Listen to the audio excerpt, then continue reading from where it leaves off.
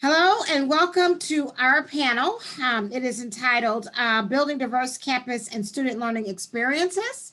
And today we have four panelists or four papers on our panel. First is Dr. Dorian Brown Crosby, who teaches at Spelman College.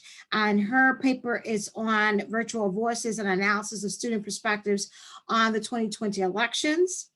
Then we have Dr. Elizabeth Walker at Cal State Northridge, and her paper is on anti-racist campus.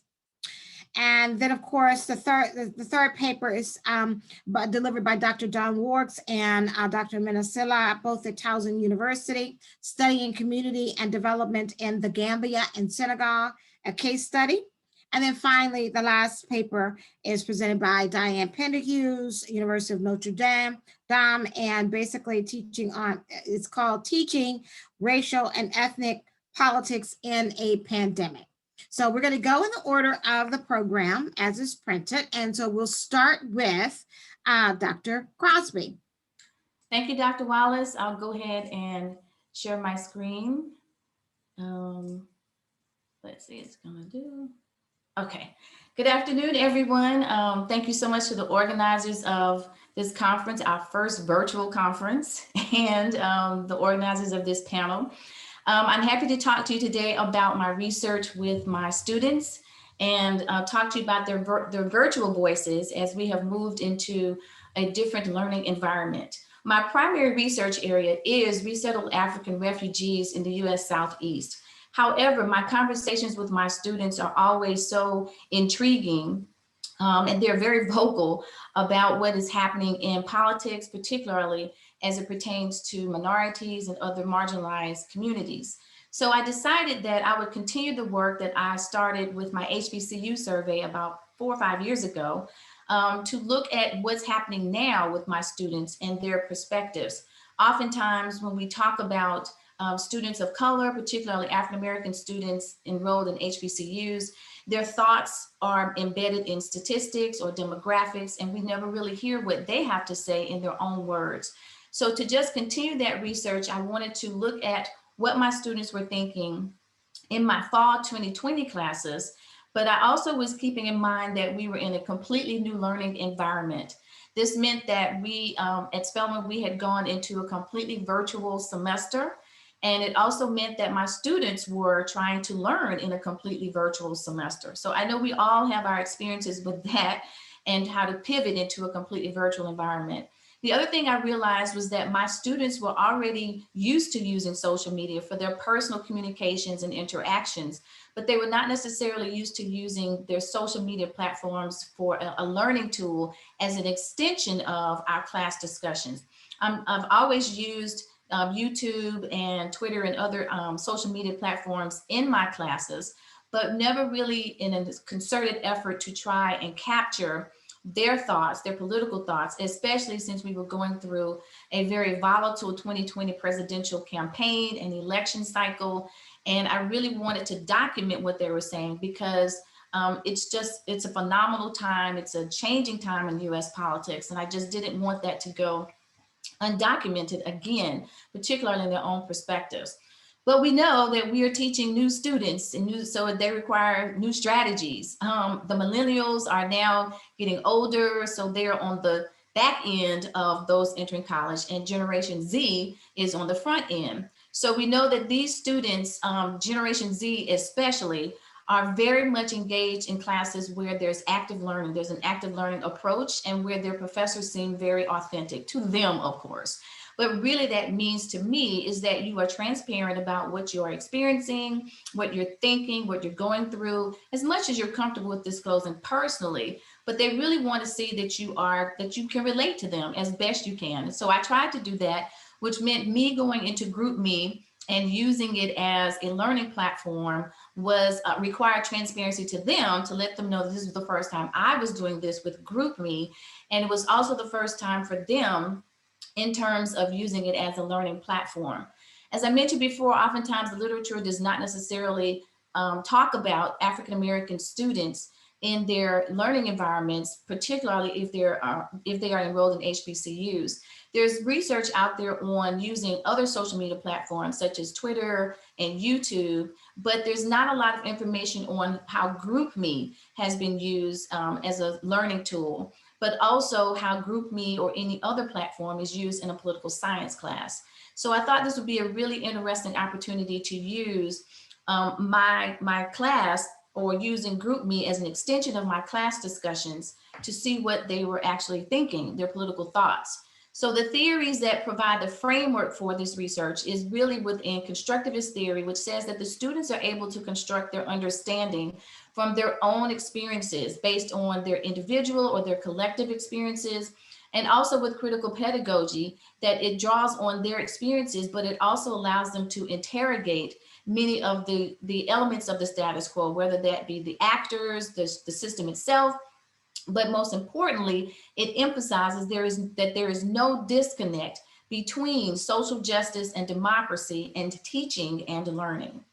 So my research process in a snap, because I know we have limited time, was a qualitative research study that was based on the data gathered in GroupMe, which in terms of posts, I'm speaking in terms of images or hyperlinks or text.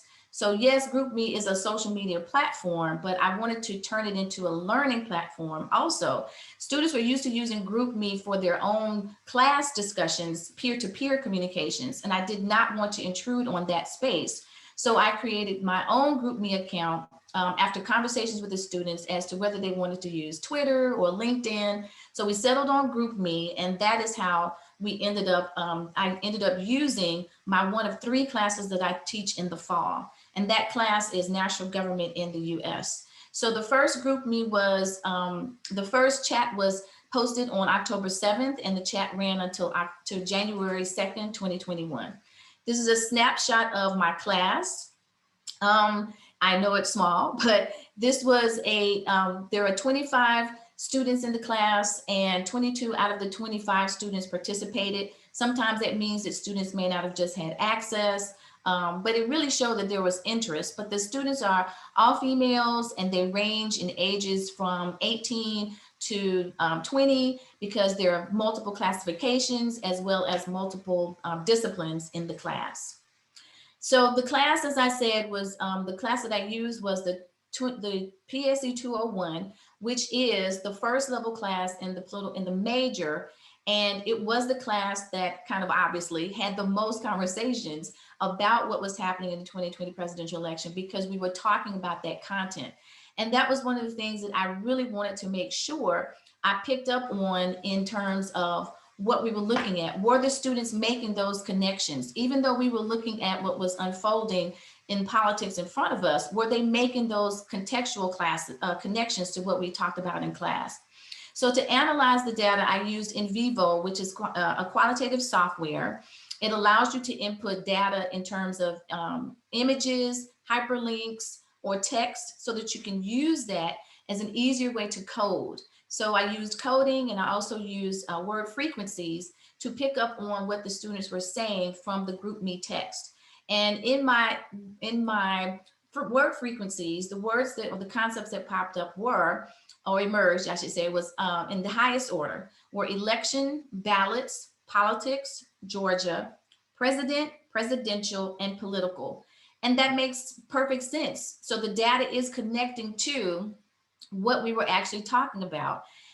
So there was nothing that stood out as, oh, where did this concept come from? It really was a connection to what we have been talking about in class and what we were viewing in terms of the media. So there was a connection between learning the content and then applying the content. So as I mentioned before, the first prompt was placed on October 7th, which was the vice presidential debate. And the codes that emerged were, I labeled them my questions about media events, which is when I would go in and post something about what was happening in the political, the 2020 presidential election cycle. And then the second code was, which was the smallest code, which were questions where I actually put in something that pertained to the book or something that we had talked about in class specifically. And all that kind of gives you an idea of the images, the prompts, how many students, and just, which I thought was interesting, student number 22 had the highest frequency of post, which is also the student who is the most vocal or was the most vocal in that class. This is just another idea of what emerged in terms of the data. And out of those posts, the highest number of responses came on October 22nd, which was during the presidential debate. The second highest was on November 7th, which was the presidential election confirmation. Excuse me, Dorian, can you move your slides? We're not seeing your slides. Oh, sorry. Sorry. Let's see. Can you all see them now? Yes? Okay. Sorry about that. So thank you all for that. So I'll try to finish and then I'll roll back really quick so you can just kind of get a glance at it. And so the third highest number was, the posts were on November 7th, which was, November 3rd, which was election day. And this was an image that emerged on November 7th when the students posted. And I thought it was really powerful. I'm sure you all may have seen this, but the insert speaks to a lot of what we've been talking about in and out of class. And it talks about, or really the image gives or provides the idea, the conversations and what we talk about in terms of Black feminism, what we talk about in terms of Black women being very instrumental in the Democratic Party, Black women having power on the national, state, and the local level, as well as HBCUs rising to the forefront through Black women's political power, which I thought was a very powerful image that I'm sure most of you have may have already seen. You've already seen this one as well, which speaks to the same context. And then this one was an image that showed directly a direct contact between what my students what we were talking about in class and what they saw in the political cycle at that time. So the students have an assignment called Political African-American Woman Portfolio, where they're supposed to chronicle an African-American woman who is politically engaged. She does not have to be an elected official, but she does have to be engaged in politics. So as you can see here, one of the students posted about this image about Lauren Underwood. She said, "The Congresswoman I did my report on won her race." So I thought that was a really telling thing. The other concepts that emerged were state. Dorian? Yes, I'm out of time. Sorry, there's no timer on this and I have my timer going off. So if you could kind of wrap up in 2 minutes, you've gone on for 10 minutes. Okay, thank you so much. So the last concepts were states' rights and socialism. And I'll just leave it here to say the messages in a symbolic group me bottle to themselves and other students in the future was really what I saw through my research. Thank you.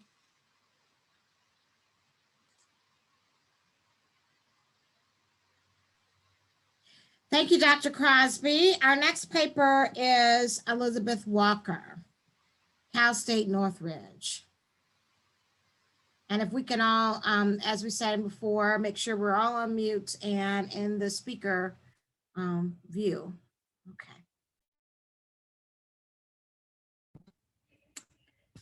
Okay. Hello, everyone. Okay, so this, I can't see it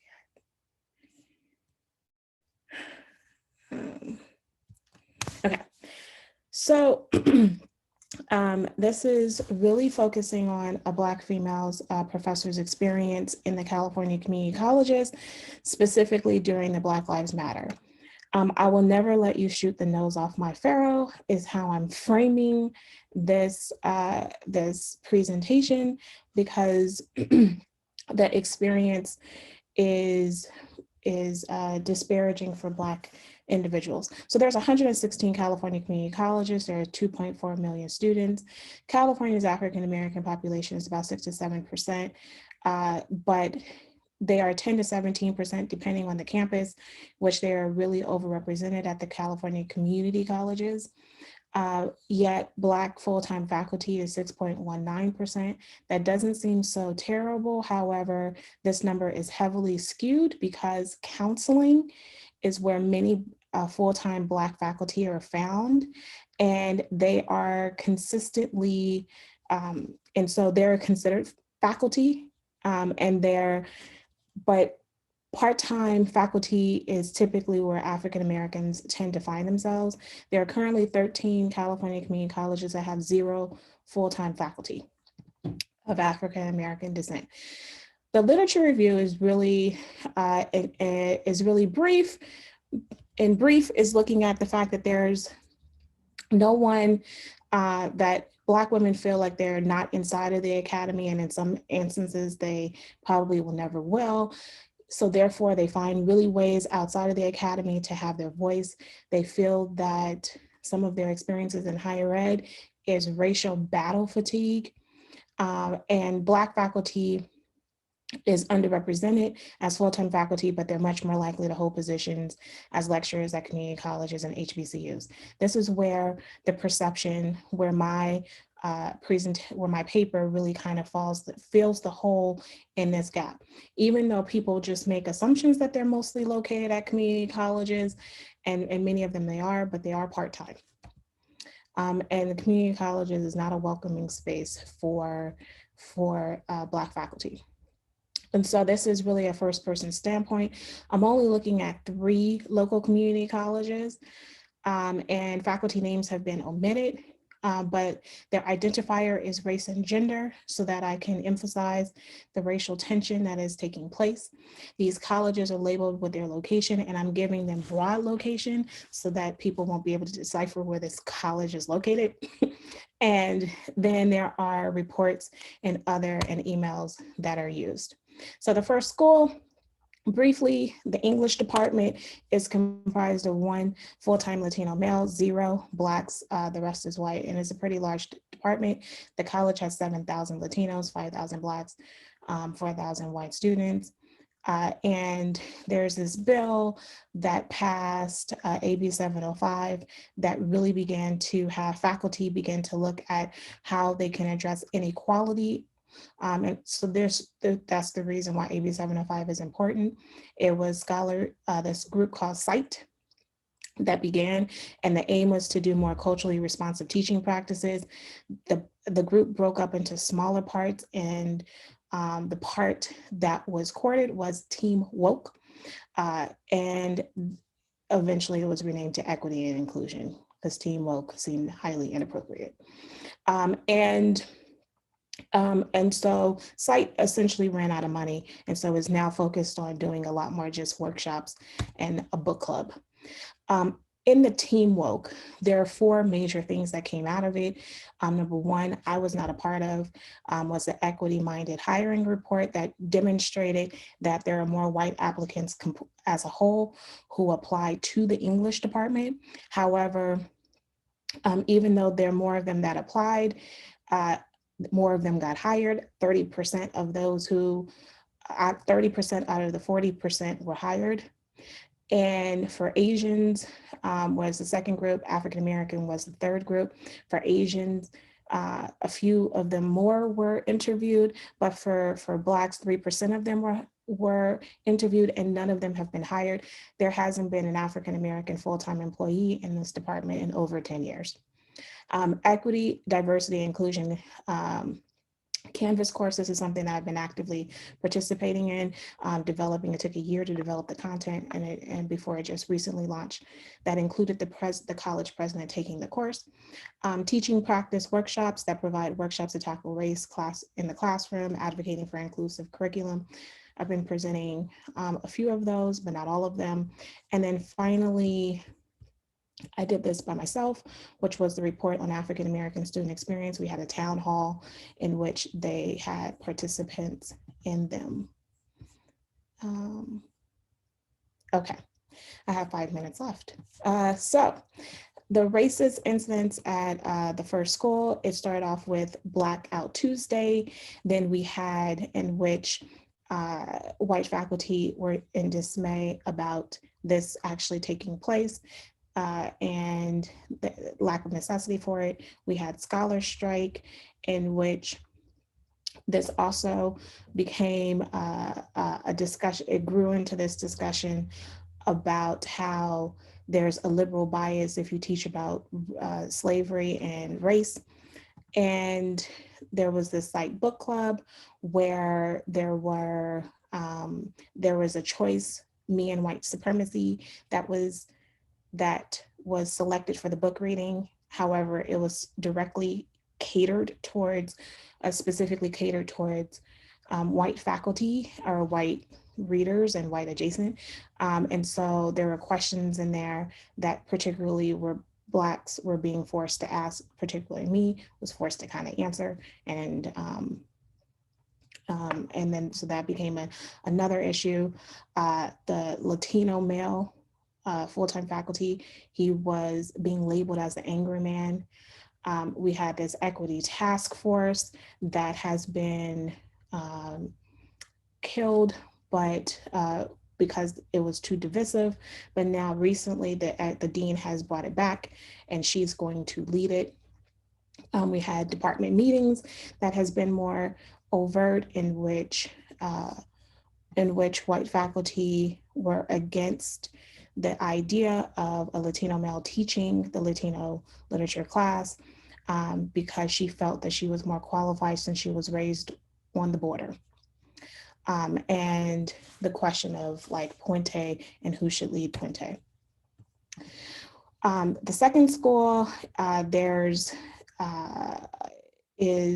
is much more diverse, in which it was largely Latino students and Black students. And in 2007, you had a larger population that was largely Black and Latino. For students and for faculty representation, staff, and administration, that has now changed in a decade to where Black faculty does not exist in full-time within the English department. And in fact, the white faculty is now the majority on campus. So you have racial incidents in which there's a lack of teaching African American lit or Latino lit. Now that it has been brought to the attention that we should teach it, there's been discussion on who should teach it and trying to limit Latinos or African Americans to teach those courses. There are no African Americans in the full-time faculty, so therefore this has become an even greater tension because white faculty are full-time, so they have preference in teaching and selecting their courses. You have the president and CEO who's interested in giving much more rental assistance and a variety of assistance during this COVID atmosphere, instead of giving more opportunities for part-time to take on more full-time responsibilities. You have a board of trustees who is directly asking student success. Are Latinos and Black students really benefiting under having a disproportionate number of white faculty on campus? And looking at success reports by the race of the faculty member. White faculty members have been responding by saying the board wants to know how many Black students I fail. You have a book club in which Black faculty are becoming more vocal about being marginalized out of leadership roles amongst the faculty.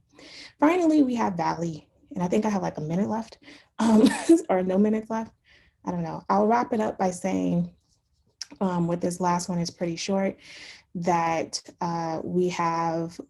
they seem to have been more performative in doing this anti-task force, even though there's one full-time faculty, one part-time faculty who are Black. And however, the end result is that there's more overt racist epithets that are taking place with no punishment in line and only discussion and disgruntled. So at one point, people are just forgetting. And so at the end, I want to say that there's this other larger racial thing that took place that was more overt.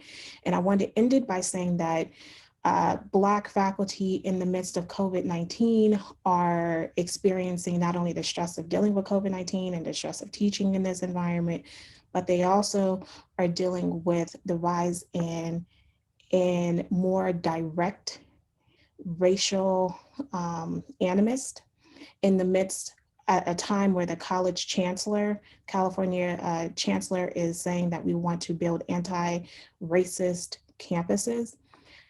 Additionally, there have been an introduction of a lawsuit that has been currently taking place in San Diego, just filed in December and admitted in January, about racial discrimination. And I suspect that more of these are going to happen if things are not going to change, specifically with hiring more Black faculty outside of counseling. Okay, with that, thank you. I was trying to give you that minute over to wrap up. Thank you so much, Elizabeth. And now our next paper is presented by Don Wargs and Amina Salah from Towson University.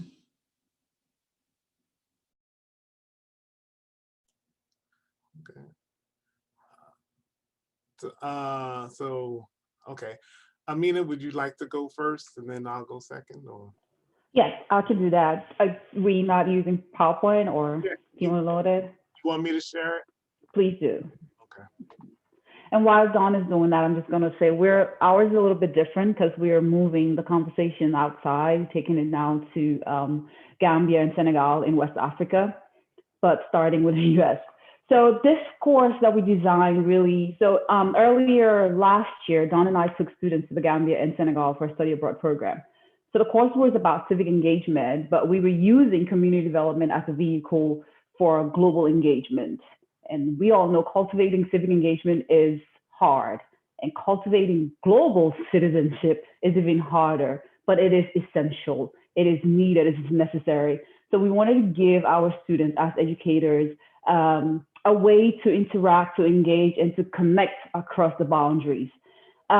So we felt like, we decided we're going to design this course, and we got lucky. So we had great partners to work with in order to bring this course together. So the course then, at the end of the day, we came up with a very, very ambitious course, if I may say so myself. It was designed, and it was going to entail a range of planned experiences. We're going to go for site visits, cultural events. We're going to visit local families where students will have a whole day to kind of immerse and do everything that the local families will do. And when we went to the Gambia, I must say that we didn't go to the urban areas. We went straight to the village. We took the students from the airport, from JFK, from Dulles Airport, straight to a village in the Gambia. And they have never been to any of these places before. So it was very, very interesting. And we really wanted to go beyond the contemporary development project that was going on. So we wanted to, and also our definition of community development was very broad. We left it very broad because we were going with Ferguson and Dickens' notion that community development should be conceived in broad terms and includes a wide range of activities that may enhance the quality of life of residents in a particular area. So we were not going with that savior complex. So we wanted to just have a very broad definition of what community development was. So the primary objective of the course really was to enhance the students' understanding of the roles and impacts of civil society, NGOs, and social capital, and community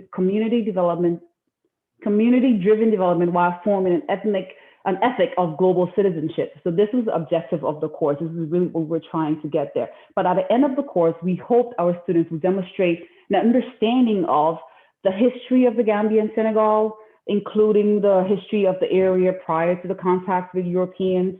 So basically what you're seeing here, the role of this region, meaning the Senegambia region, as it was called, in the transatlantic slave trade, the impact of the transatlantic slave trade on the region. So we had the process and European colonization and impact of this on the people within the region, and then looking at this whole idea of decolonization and what's really happening within there. So we also wanted to look at where we were staying, really was called the hub. And within this hub in the village, and this is really interesting. And once I start talking, and Dawn and I will talk a little bit more about this. So we want to just keep it brief so we can have time for discussion. So we were staying in this hub, and it was very interesting because in the hub we had everything there, and opened the gate, and then you were in the village, and then there's no electricity, no running water, and everything. So even though we were trying to, so there was a little bit of a disconnect there later on. So we kind of unpack that a little bit. So we're going to go to Gorée Island, which is located in Senegal. So we visited a monument in Senegal, the Renaissance Monument in Senegal. We had a lecture from the Minister of Culture of the Gambia. So went to Kunta Kinte Island and Jufureh. We had also contemporary attributes of each country, including the cultural practices. So Gambia and Senegal are pretty much the same. The languages, the dialects are the same. The only thing different is the official language, which you have in Senegal, you have French, and then in Gambia, you have English there. And then we went, since this was community development, we actually had to go to community visits. We went to the market, and the idea for the market was really to have students look at the market and then try to connect that with globalization. What was really happening? What were the changes that was happening within this market? The market was on the cups of the village and the urban core as well. So we had every morning at the hub, we will have exercises where students will unpack what they've learned, the visits that we've been, the places that we visited, those areas to kind of unpack the day's events. And we had, we had a conference actually. So it was a very packed 2 weeks that we went for in the Gambia and Senegal. So the concept of community development, we were trying to make sure that the students understood this. And as I said earlier, our definition of it was really broad. We didn't give them a definition of community development. We left it really open because we wanted them to really engage with the community, get to understand what was going on, get to understand the concept, and then look at development through that lens instead of us coming in with a preconceived notion of what community development was. So we left it broad and open. We had different lectures. So it was not only about seeing places and going on cultural visits. We also had lectures during the day. We read a book written by a Gambian author that was actually connected to everything that we were talking about and we were seeing within the community in terms of gender roles, in terms of FGM, different practices that was happening within the community as well. We went to schools. I mean, the students went on school visits and different lecturers came in to have lectures with the students. So Dawn, I'm going to stop here because I want to talk a little bit more about our, cultural immersion. So we had a visit to the Alcalo, and the Alcalo means the village elder, the head of the village. So you can't go in Gambia, you cannot go to, I guess in most African culture, you have to go visit and pay respect to the elder of the home before you are given a seat. So the day we went, I think it was that night, even though it was really late, we had to take kola nuts, which is a peace offering, to the Alcalo's house and met with him and gave him a little gift that we had there. And the family visits were really interesting because it was a cultural immersion. The students actually went and spent the whole day with the family in the Gambia. You ate what the family was eating, whatever they had there for food, that's what you were eating. You used the same restroom they were using, whether it was a hole in the ground or whether it was a flushing toilet, it didn't matter. You were spending the day with them. That's what we were doing there. And yes, so Dawn, you can then talk about some of the other. Okay.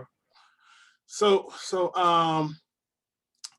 we had, so as Amina was saying, that we have this complex course.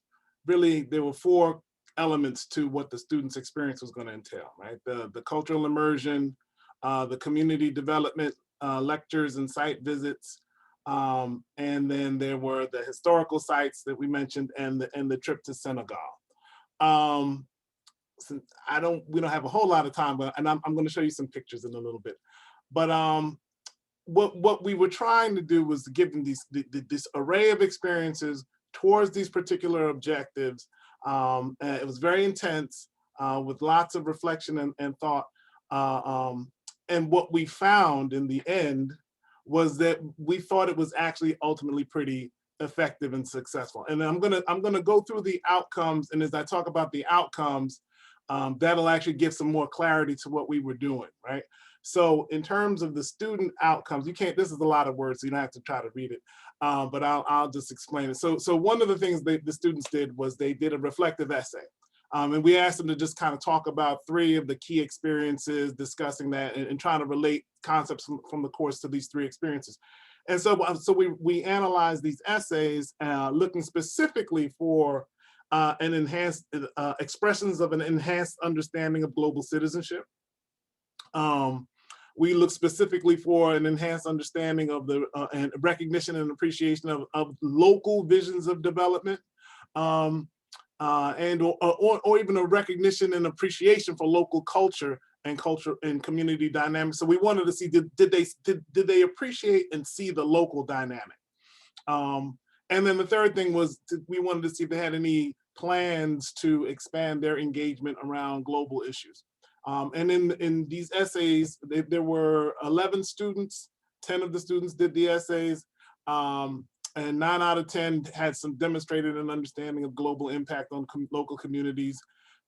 All 10 of them had a recognition and appreciation for the local visions of development. And then 9 of the 10 expressed an intention to expand their engagement activities around global issues. Here's some examples of some of the comments that they had in their essays. As one student said, one major takeaway that will always remain in the forefront of my mind is to always assess, the wants and needs of the people. It does not matter what an outsider of a community may think the people need. It only matters what the people of that community express that they need. That is actually really critical to what we were trying to do, that particular idea. Everything we were doing was structured around the students appreciating local visions of development, right? And local visions of like the local ideas of what development is, as well as local efforts at kind of developing their particular communities. So that was the driving theme of the course. Some other quotes here, there came a point where I became emotional because I was never taught about the world in a non-American context. This relates to their sort of this global perspective. With these experiences, I was able to slowly build a more accurate vision about Africa instead of the one portrayed in the media. It made me realize that when we talk about third world countries, we ignore the people living there. We put too much focus on organizations, governments, institutions. One of my favorite kind of quotes to highlight these were on the end of the experience survey. And some of the responses to that were insightful in terms of their understanding of power and development. So the one student mentioned, yes, the hub showed a way to have a community center that created tangible change in programming. This is, again, this is central to what we were trying to do. This tangible community development, these tangible community development efforts. So they saw that. They also got the sense to see how individuals could actually have an impact on their communities. But this last quote I think is interesting. The student said, yes, I feel more power in local issues, but less power on a global sense. So that's not really, I mean, I guess it's not good for students to feel less power, but it reflects the insights that they gained from the experience. All right, so in addition to those kind of clear outcomes from the essays and the student end of experience survey, we had certain observations. I'm going to run through some of these because there's some key lessons that I want to talk about that will also reflect on this experience. One key lesson was, the observation, student identification with and empathy for community members. Because we were embedded in the village, students were able to connect with people, and they actually developed a level of empathy and concern for the folks they were interacting with, right? That was my observation. Next, a recognition of the impact and challenges posed by globalization. My favorite story, and I'm going to explain this one, was the wood burning stoves. So many of the Gambian families in the rural areas use these wood burning stoves. One of our students went on a placement day, went with the Brikama Community Development Corporation, and he learned that they were building, one of their projects was to create and manufacture these new wood burning stoves that would use less wood. And the idea was that these new wood burning stoves would use less wood to help to reduce the level of deforestation. And so the student came back and told us this story. He had this experience. He said, oh, this is so insightful, because it's not just telling people use less wood, you're going to give them the tools with which to use less wood, right? And to stop, this deforestation, right? So that was interesting. But then like the next day or a couple of days later, we went to visit a community, the Kamforo community, and we met this gentleman has all kinds of different projects, beekeeping, lots of micro enterprises programs, who was wrestling with the issue of deforestation. They had replanted 5,000 trees in this community, all kinds of ecological projects. But he mentioned to us, he said, yes, one of our biggest challenges is fighting the Chinese lumber companies who are cutting down all the trees, right? And so when we had our next discussion, our student who was so excited about the wood burning stoves was like, huh, what use is it to have these new stoves if the real culprit for deforestation is the Chinese lumber companies? And so that was kind of like, and they all kind of got that. And so we were able to see how the local efforts were significant, but they were happening in a global context.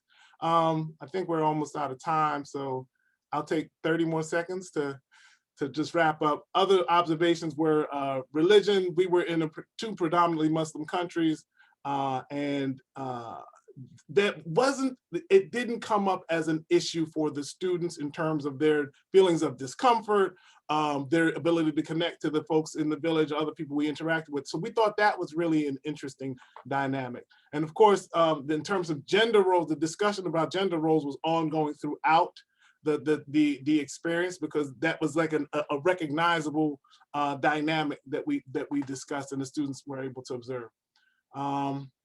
Lessons learned, key is partners. We had extraordinary partners. We stayed in a facility run by an organization called Global Hands that did community development work, had deep relationships in the neighborhood, in that village. We visited and worked with other community-based organizations that were doing unique work and development, had an intriguing development vision, right? And potential impact for service engagement. They did engagement projects, which I think was central to them understanding, the students understanding their role as contributor, not just as a tourist. And we can talk about recommendations if folks have questions. And I will end with this is the facility we stayed in, the Mandawar Hub. This was their solar taxi. You can see the solar panels that fueled this vehicle. And the last picture I want to show is this one. It looks like we're just doing community service, but we're actually painting a building that is going to be the new library for this particular village. That reflects this community's community-driven vision of development, right? They do all kinds of things out of the library, job training, micro-enterprise programs, microfinance programs, et cetera. And they were replacing their old library that had been infested with termites. And so we were there part of that project. And you can see it wasn't just us, it was also local folks who'd come out to contribute their efforts to the building of this facility. With that, I will conclude and look forward to your questions. I guess full disclosure, I'm Gambian, so it was easy to transition for me, not Dawn and the other students. Okay, thanks. We went over just a little bit. I'll turn my video. It's actually some time for the one and only Dr. Diane Pender Hughes. So I'll turn my video back on in a minute. So she's here to present the last paper. And I was going to say hello to Janet Bach-Steffensmeyer, who was here as president APSA. And as you know, Diane has also served as president of APSA as well as NCOPS. And so I wanted to do that, but it looks like she had to jump off before I was able to do that. But the last paper is being presented by Dr. Pender Hughes, and it's on teaching racial and ethnic politics in a pandemic. Thank you, Sherry, and thank my other panelists who completed their papers. I have an outline that I'll be talking from. I had an ambitious idea of looking at a number of other faculty and other public and private institutions and HBCUs located in regions across the nation to address strategies and changes faculty made in their encounters with students over the last year. But what I'm going to talk about is what I was able to do. And that was challenging enough by itself. So my own experience was, I didn't mention this in the outline, but of course, Notre Dame is a Catholic institution. It's run by the Holy Cross priests, who are very much in control of the institution. There's no other president. The only candidates for president are drawn from Holy Cross priests who teach in the Indiana province, which means Notre Dame, basically. So it's a very constrained kind of space. They've developed a system of education that certainly does generate love from its alumni. And so the endowment of the university is quite substantial, about 10 or 12 billion dollars, something like that.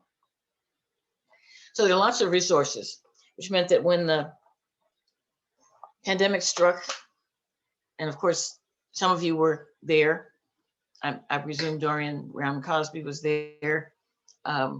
Cherie, I think, was probably there. We were at NCOPS last year at this day when the pandemic was declared.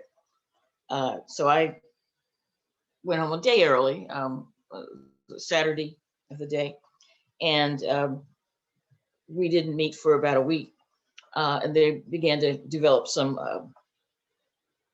classes with the Organization of Information Technology for people to learn this technology, Zoom, which of course none of us had ever even thought about using before, at least I had not. And we did not have, Notre Dame is particular in that it's not had online courses. Lots of other institutions have, but we've had very few. So we had a lot of things to learn. We had to learn how to function in a virtual teaching environment. The advantage of being, last spring was we had already met our students, at least. We knew who they were. I had two classes. I typically, because I'm a department chair, even though my department is small, one class is enough.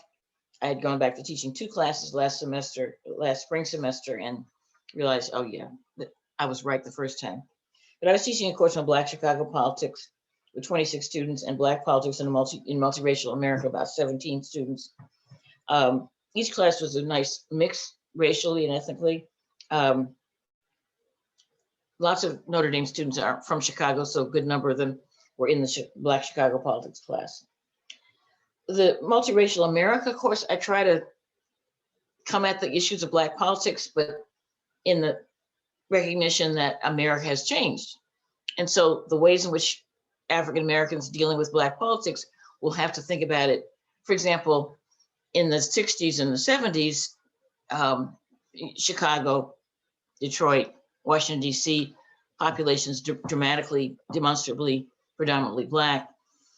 There wasn't so much of an emphasis on, and there wasn't a large number of new immigrant groups at that time. At least they really began to take off in the decades after the 70s. So by the 80s, the 90s, the early 21st century, many of these cities began to have much bigger, much more diverse student populations, or populations in general, so that even in cities with large numbers of Blacks, those Black political leaders had to take into account Latinos, Asian Americans, et cetera, which is what that course is. The Black Chicago politics class is also multiracial, multi-ethnic, but there's still such a large Black population. And then in fall of 2020, I taught my race, ethnicity, and American politics course, which is an introduction to that. And that had about 29 students. I was able to get a law student to serve as my TA. Wasn't enough students for political science to pay for the TA, so I knew that I would need some help in the quote unquote in the classroom, and work with a student that I'd actually worked with in the spring in the Black Chicago politics class. And then this semester, I'm teaching a much smaller class. It's the freshman seminar, what they call a university seminar, with only 15 students. And that's the Black politics after the Civil Rights Movement. I'd wanted them to come to our opening plenary. Couldn't quite get onto Facebook Live, even though Sekou was assuring me that it was on. but I think that they've recorded it, so I will be showing it to the students because I think it'll be really a good panel. So there's all the things you had to learn how to do. And I didn't do well in the early days, but I at least knew the students. So that issue of who am I teaching wasn't the same thing. And actually, you know, I didn't try to proceed as if nothing else had happened. I know in a number of cases, my students would tell me that their other faculty were just lecturing as if there wasn't a pandemic. I spent the first week after we came back just checking in with people, talking with them to see how they were doing, how they adjusted, how was life treating them, how were their families. That's one of the things I do in my classes anyway, from the very beginning of the semester. I like to know who's in the classroom. Why are you here? What are you interested in? A significant number, you know, Notre Dame is not a very diverse student population. My classes tend to have a somewhat higher proportion of Black students, Latino students, Asian Americans, but also students interested in learning about those issues. And but it's always a sensitive issue to know, well, which one of these white students is here and how are they going to adapt to what I'm going to be talking about? Because I think in many other classes, they don't get the range of issues. So I had to spend a lot of time, I don't like to use this term, but I'm going to say grooming them. I'm not doing it for the wrong reasons. I'm doing it to help them become comfortable with the topic and the subject matter, because they're not used to having it in most of their other classes. But in the middle of of March of 2020, we'd already had the discussions in the class. I'd gotten to know who the students were of all kinds. The white students seemed to be people who, they were genuinely interested in understanding. There was one student in particular, a very bright student in the Chicago politics class, who had no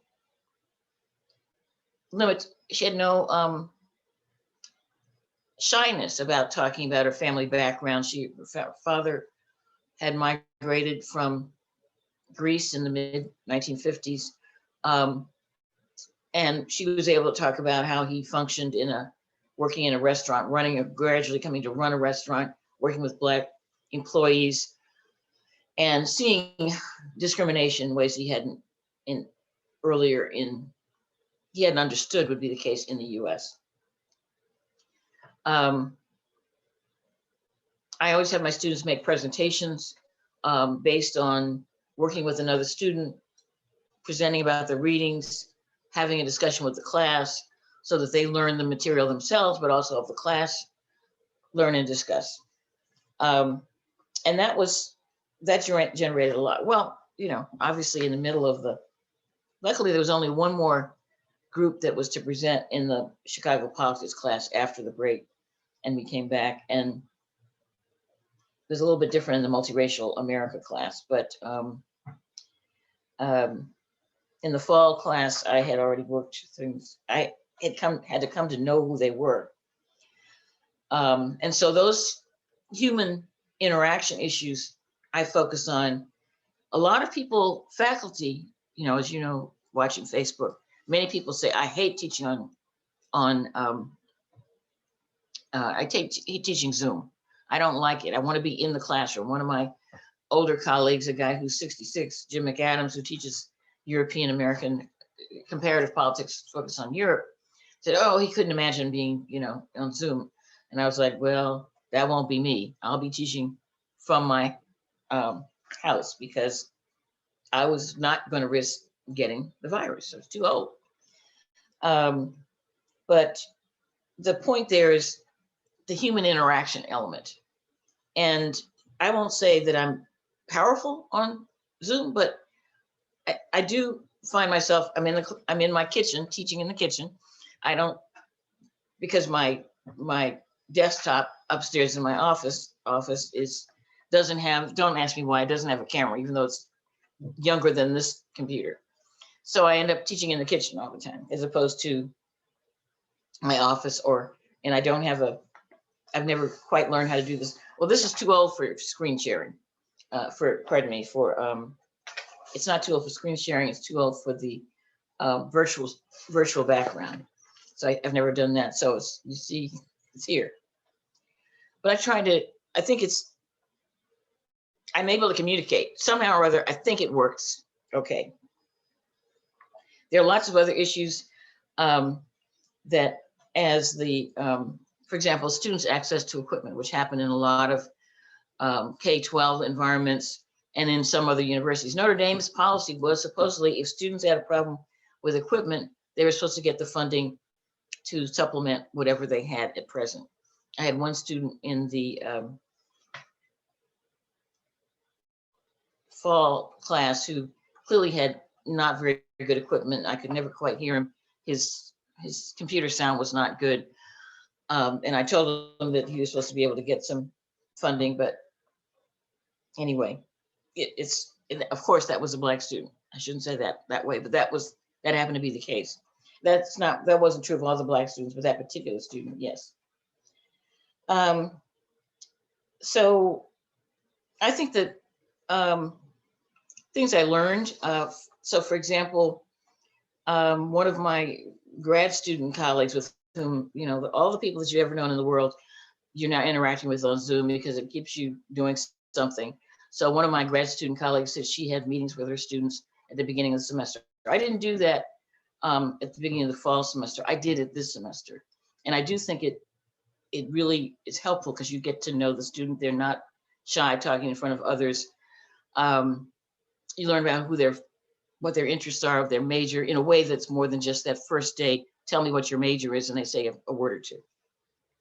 So I think that's been helpful, and I will be doing that again. My students here at Notre Dame seem very reluctant to actually use office hours in the way that they did a lot when I was at Illinois. It's sort of peculiar to me. Maybe it's just change over time. But the getting to know you Zoom meetings is a way of having office hours without calling them that. I think the one thing I'll talk about that was so difficult in the fall, well, from the spring to the fall, is our president, John Jenkins, Holy Cross priest, who was a Notre Dame graduate and who taught in the philosophy department before he became president. It's time to wrap up. He generated enormous problems.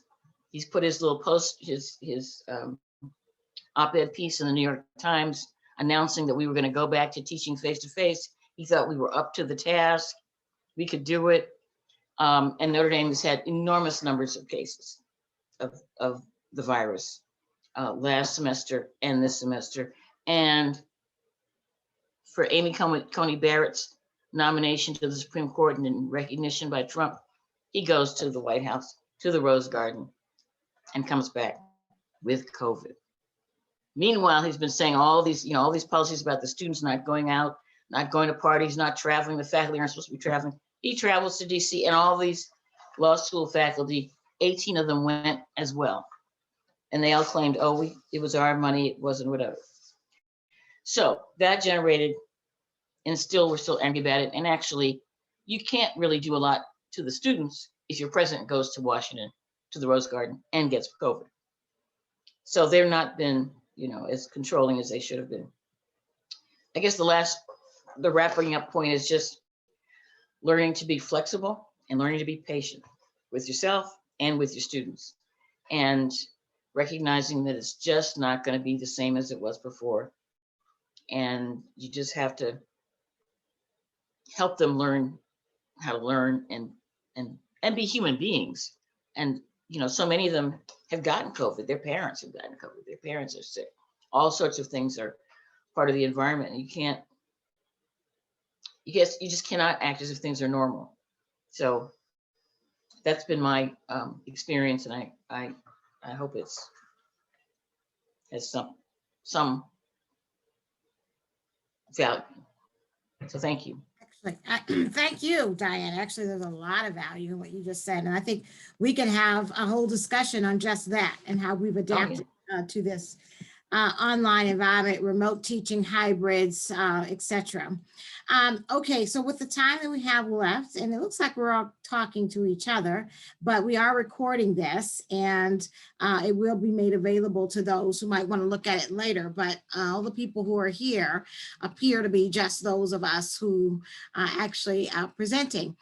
So I will just go with the comments on each of the papers. And what I basically found, and as I said, we, and whatever time we have left, you all can respond. What I'm going to do is actually send the comments to you all. I'm going to take this off of that speaker view because, one, I don't like looking at myself when I'm talking, and there's no way to get rid of that. So we can put us all back up here together. So anyway, starting with Dorian's paper, and all of these were really good papers that looked at different aspects of teaching and, as I said, building learning experiences and service learning experiences on campus and off. So I enjoyed it. I enjoyed reading all of them. I love seeing the imagery and all of that we saw in these slides that you presented. I thought for Dorian's paper, I wrote, it's a unique and excellent opportunity to gather data on 2 historical elections, that being the presidential and Georgia Senate election, from that of Black young woman at a renowned liberal arts college, that's basically known for training women who are future leaders in our nation. And so the fact that they were able to engage in this and see women who are actually alumni I think was just a wonderful experience for them. I thought the literature overview was excellent. I thought, in terms of your teaching approach or your approach to teaching. However, I thought in some ways it didn't really kind of comport with the actual data analysis and what you were doing. And what I mean by that is it's important to talk about how you frame your teaching and what it is that you want your students to learn. But to me, it seemed like you really wanted to introduce this new tool and talking about something like social media and wanting to introduce that as a possibility for others to adopt. And if that was the case, then I wanted to see more literature on that and how you use social media in the classrooms. And I know the Journal of Political Science Education, in which I'm also on the editorial board, has a slew of articles that looks at just using social media in the classroom. So I think that would have been a good way of kind of setting this up. It's good to know how you teach, and what you want students to learn. But I think it's also important to talk about how one goes about incorporating out of those multimedia tools and what it is that you want students to learn, how you expect for them to respond to that learning. And you can kind of frame it in that way, having that hypothesis going in at first before you go into it. The summary table, I thought, in terms of how you produce the data, you talk the methodology and how you went about doing what you did. And then, of course, the summary table, all of that stuff was adequate. And I thought good. It was a good way to kind of show who participated, and I appreciate it. In fact, looking at it, I saw a pattern. As someone who teaches state government and talk about issues of political culture, it was interesting to me that the students who basically come out of moralistic type of states or societies, they posted a lot more than those students who came out of the traditionalistic states, that being the South. So the students in the South were a lot more silent and less engaged in wanting to post than those students who were coming from larger cities like New York and New Jersey, I noticed, with the exception of the young woman from Texas. And again, I don't know if but that was just an interesting dynamic, and also not just that in terms of their rank as well. So that was good. And then, of course, the tool itself, GroupMe, I think it's very interesting. And I actually commend you on using social media, because I don't use a lot of social media. I use tools, like the Adobe suite. I teach my students how to use the full suite of Adobe, so that, but I don't really use a lot of social media, and I'm still trying to get myself to a point where I want to use social media. But again, I applaud you on wanting to use something that meets students where they are and basically create the and something that they're already using. And that's the other thing. and you got to keep up with where they are. You know, they really don't use Twitter or anything like that. They don't use, you know, they're always jumping around, and I don't know if I can keep up. So I think that's a great, the fact that you use something that they would want to use. And then of course, you gave them really good prompts and waited for them to respond. And you were talking about issues of media literacy with respect to the students. Just by way of sharing some really good tools out there, I'm going to send you a website that on citizen literacy that deals with issues of misinformation, informed voting, news literacy, and how to understand algorithms. And they have like little snippets that students can go and read, and brochures and things that even for instructors, if they want to create assignments around some of these things. But again, that kind of can help the students with understanding media literacy. And so at the end, looking at the post, my question is, what did you find? What learning that took place? And you said that there seemed to be, with even in those short posts, that the students were able to connect. You know, they're learning to the content that's in class. However, you know, again, I'm not totally sold, but on social media, because again, I don't know if I get that much out of emojis and little short, you know, sentences. So I would have liked to have seen maybe a longer reflective piece at the end to make sure that they're making those connections. So going back and maybe you actually assign that, but I don't recall seeing that. But having a longer piece where I can really see that there is some sophisticated understanding of all of the little posts that they're putting out there. And then that's also one way to kind of engage those students who really weren't posting all that much. You really only had like 3 or 4 students who were doing all the posts. And then some that might just come back with a one-liner. And that's the one thing I never liked about discussion boards, you know, because again, unless you're gonna force them to engage and, you know, talk to each other, you don't really get that much out of them.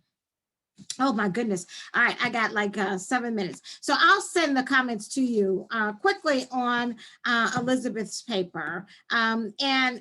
Well, let me just say, because Elizabeth's paper, I had a little more to say than I did on the Sela and Works paper. On the Sela and Works paper, I thought this was great. I do think it was very ambitious in terms of all that you did. But again, this was one way to get there. I would have wanted to hear more in the paper about the service learning projects themselves. You talked a lot about in terms of how to do it, but I wanted to hear a little bit more about, you know, the students and the service learning projects themselves. I'll send you my comments as well as a way to kind of, because there might be 2 or 3 papers in here. And I think you actually can get it published. You know, Journal of Political Science Education, PS even, or even, you know, our journal with the National, I almost said the National Conference of Black Political Scientists, but the National, what is it? The Review of Black Politics. That can also be a place by which you can publish. I also have a wonderful assignment for critical thinking that's connected to service learning, because I teach service learning courses, and it's called the DEAL model. And I will send you that as a way to kind of make sure you're getting really good reflective pieces out of that, because it's important that students have the experience but not miss them, miss the meaning, not miss the meaning. Sometimes people can have the experience but miss the meaning, and you want to make sure that they actually have the meaning and not have the experience without doing that. But that was a lot I could have said about that, but I just think that there was a lot about just talking about how you got there to Senegal and the Gambia, very little about what you actually did, very little about what the students actually did and who these students were, how did they get there, the money, all of that. Again, because you talked about affordability, how can other students, and I appreciate the fact, was this a mixed group that you took, or were these mostly all Black students that you were able to take? All right, and then the last paper with Elizabeth, first of all, excellent presentation and slides. I just loved them. I just love that presentation. And reading this paper, I just, you know, I want to say I see you, I hear you, I feel you. You know, there's a lot going on in this paper, and I think the contribution that you're making in terms of discussing and talking about issues of you know, just Black faculty at community colleges, and that this literature has been really, really silent on that. And the fact that majority of Black students are at community colleges, and the fact that you have a lot of Black faculty at these colleges. So it's a very important, unique contribution, and I think that should continue to pursue. To me, reading it, I felt like there were the roots of some kind of mass movement being planted here. The seeds were being planted, kind of like what we saw in San Francisco State back in 1968, where you had the Black students who were fighting for Black studies, ethnic studies at San Francisco State, and it led to that all across the country from there forward. So I could see that. I also felt like, even though you tied the Black Lives Matter, I really think it might fall in line with some of the work that Sean Harper is doing at USC Center for Race and Ethnicity, and works around Ibram Kendi's, anti-racism. So I wonder, instead of trying to frame it in Black Lives Matter, frame it around those larger issues. And I felt like there might be 3 papers here. Number one, that case study that you talked about, and that is of the 3 Black women at 3 community colleges, and basically teaching who gets the opportunity to teach English at community colleges. And we know that it's very important in terms of framing the curricula, recruitment, retention, and graduation rates of Black students. And other students, but I'm just talking in Black context here. And this persistent pattern of discrimination that we see against Black and Latinx students. And so as a case study, the personal narratives, they were good, but some were longer than others. And so there was a little bit of inconsistency. So I was thinking, in terms of framing it as a case study, if you want to print it up, if you want to publish it in that way, then you might want to take a little bit more time and frame what all of you are going to discuss. What are going to be the questions that you ask of each person, and how are they going to, and how are you going and use those questions basically as a way to present your data. And that data might be presented in email chains and Twitters or whatever, but again, presented in a better way into a long flow or long discussion. I have some examples of some works, because I've done some case studies with being a Black woman at a PWA, and I've printed, and I've published 3 articles with other Black women as Black women as scholars and social agents was one of them. The other one was taking a take on Joel Prestige, the quelling the incompetence, this thing of incompetence.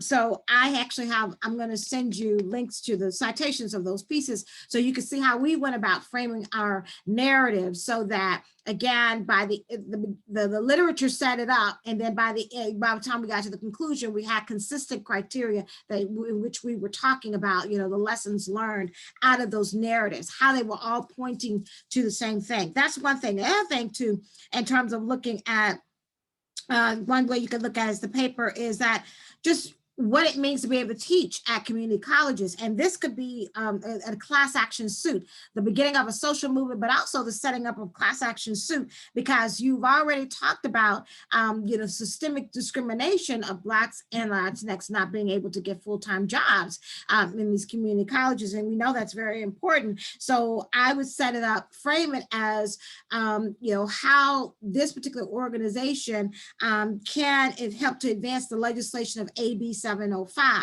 So, how, as a grassroots, do you need to organize around labor unions? What needs to happen to move that, for that to become a movement? And this legislation gets passed so you can really begin to deal with issues of equity and or the lack of diversity, equity, inclusion in terms of hiring Blacks and Latinx faculty full-time in these positions, particularly since they are in fact teaching majority Black and Latinx students. So that kind of ties to the third way in which I kind of saw, and that last paragraph of the paper really is a good way to kind of begin to frame the debate around issues of diversity, equity, inclusion in terms of hiring, representation, and promotion of Black and Latinx faculty. And I would just go back and kind of reframe it around, how do you get there?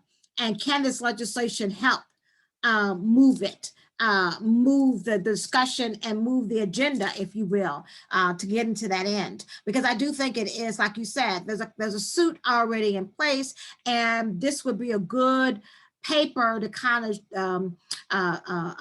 to kind of follow that that suit from the beginnings, from the roots all the way up to how it gets, when and if it actually gets passed. And then lastly, for Diane's piece, which I think is great. I mean, one, you raised so many issues that so many of us struggled with. How many people had, we hadn't taught online, we didn't want to teach online, then we're forced to teach online.